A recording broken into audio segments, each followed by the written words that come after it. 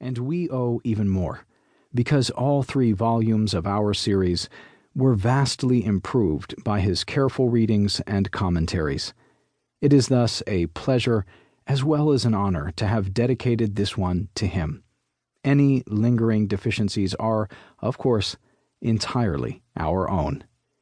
Our thanks also go, as ever, to our wonderful editor, Jean Thompson Black, who has enthusiastically supported this series since its very beginning.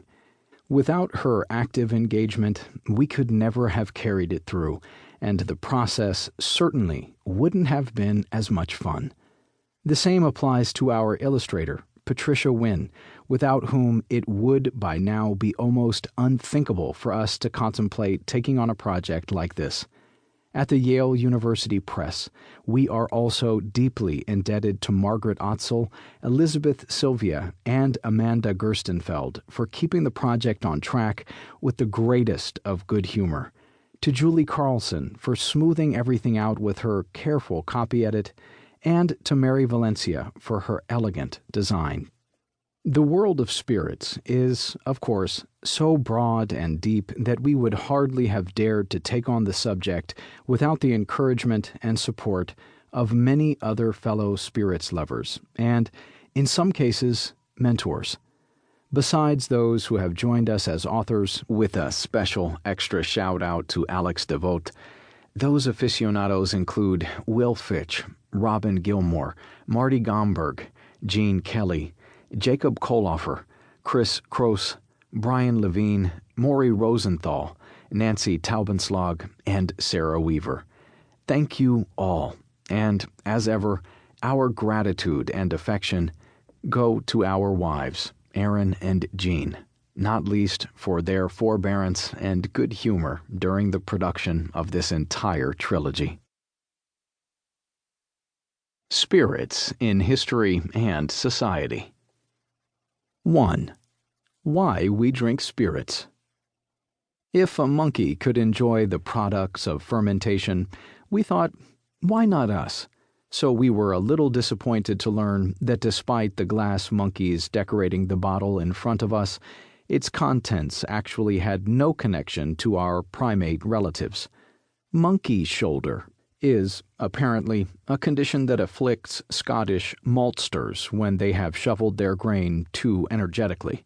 Nonetheless, we were eager to sample those contents, and our optimism was rewarded.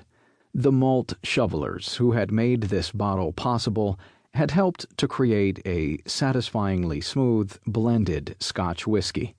A light straw color, it offered faintly peaty aromas, enhanced with a whiff of dried apricots and a whisper of fresh-mown grass. On the palate, it was seductively smooth, with a heavy accent of salted caramel and a hint of vanilla. This was a classic blend, with a lingering finish and a harmonious integration of flavors. We hoped that no humans had been harmed in its production.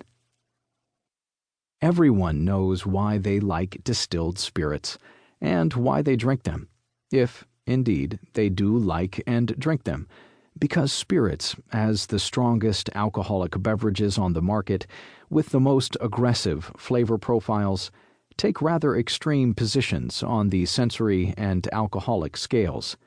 Yet those who do appreciate the sensory complexities of spirits and the sheer gustatory variety they offer us are almost invariably enthusiasts. For them, and us, existence without this water of life would be frustratingly incomplete. As sensory beings, we are middling creatures, with neither the sharpest eyesight nor the keenest noses found in nature. But our sensory capacities are nonetheless astonishing, and they happen to be servants of a very unusual cognitive system, one that allows us to analyze our sensory inputs in a unique and uniquely satisfying way. We human beings crave any coherent synthesis we can achieve of our sensory and cerebral experiences, and at a very fundamental level, this dynamic integration of senses and intellect